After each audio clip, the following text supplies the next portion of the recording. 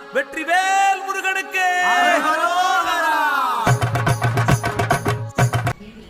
முருக பக்தர்கள் மாநாடு, வாருங்கள் அனைவரும் முருகனின் அருளை பெற. முருகன் புகழை மீண்டும் ஒரு முறை உலகத்திற்கு பறைசாற்றுவதற்காக இந்து முன்னணியினால் எடுத்து நடத்தப்படுகிற ஒரு மாநாடு ஜூன் 22ஆம் தேதி அம்மாத்திடல் மதுரையில நடத்த இருக்கிறது. முன்னணி அமைப்பினருக்கு தோளோடு தோளாக நின்று தமிழகமெங்கும் உள்ள வழக்கறிஞர்கள் அனைவரும் அவர்களுக்கு ஆதரவாக நின்று உரிய சட்ட உதவிகளை செய்து காவல் நிலையம், உயர்நீதிமன்றம், மற்ற எல்லா நீதிமன்றங்களிலும் வழக்கறிஞர்கள் இருந்து உதவி செய்து நம்முடைய இந்து கலாச்சாரத்தையும், கோவில்களுடைய உரிமையையும், இந்து மக்களுடைய உரிமையையும் நிலைநாட்டி வருகிறார்கள்.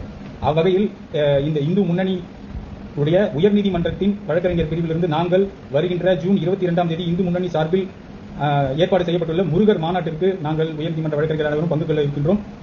6 படையும் சென்று பார்க்க முடியாத இருக்கக்கூடிய நம்மளால அந்த மாநாட்டு தீடல்ல 6 படையும் ஒரே இடத்துல தரிசிக்கக்கூடிய ஏற்பாடு இந்து முன்னணி பண்ணியிருக்காங்க. 5 லட்சம் பேர் ஒன்றாக சேர்ந்து கந்தசஷ்டி கவசம் பாராயணம் பண்ண போறோம். சென்னை உயர்நீதிமன்றம் கோயிலையும் கோயில் சொத்துக்களையும் பாதுகாக்க பல ஆணைகளை பிறப்பித்துள்ளது, வழிகாட்டு நெறிமுறைகளையும் அறிவித்துள்ளது. ஆனால் இந்து சமய அறநிலையத்துறையும் தமிழக அரசும் எதையுமே பின்பற்றவில்லை.